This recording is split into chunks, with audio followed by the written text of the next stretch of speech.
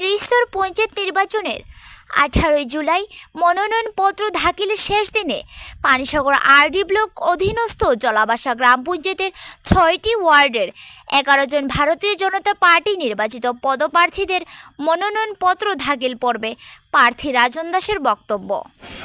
সবাইকে নমস্কার। ভারতীয় জনতা পার্টির পক্ষ থেকে জেলা পঞ্চায়েত নির্বাচন, পঞ্চায়েত সমিতি, জেলা পরিষদ নির্বাচন চলছে প্রক্রিয়া। তার মধ্যে আমাদের জলাবাসা গ্রাম পঞ্চায়েতের পক্ষ থেকে আমাদের 6টা ওয়ার্ড, তার মধ্যে একটা সিঙ্গেল ওয়ার্ড 11 জন প্রতিনিধি আমাদেরকে ভারতীয় জনতা পার্টির পক্ষ থেকে নির্বাচিত করা হয়েছে। আমরা আজকে নমিনেশন দেওয়ার জন্য সবাই একত্রিত হয়ে এসেছি। নমিনেশন দেবো। আমরা আশাবাদী আমাদের প্রত্যেকটা সিট আমরা মানুষের আশীর্বাদ নিয়ে জয়লাভ করব। ভারতীয় জনতা পার্টি এবং কেন্দ্রীয় এবং রাজ্য সরকারের প্রতিটা স্কিম আমাদের বিগত 5 বছরে আমরা প্রত্যেকটা মানুষের বাড়িতে পৌঁছে দিয়েছি।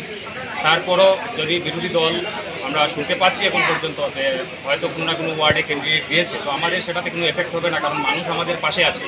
কারণ ভারতীয় জনতা পার্টির পাশে মানুষ আছে, তাই আমরা মানুষের আশীর্বাদ নিয়েই আমাদের প্রত্যেকটা ওয়ার্ডে প্রত্যেকটা মেম্বার আমাদের জয়ী হবে। এটাই আমাদের আগামী টার্গেট পঞ্চায়েত নির্বাচন।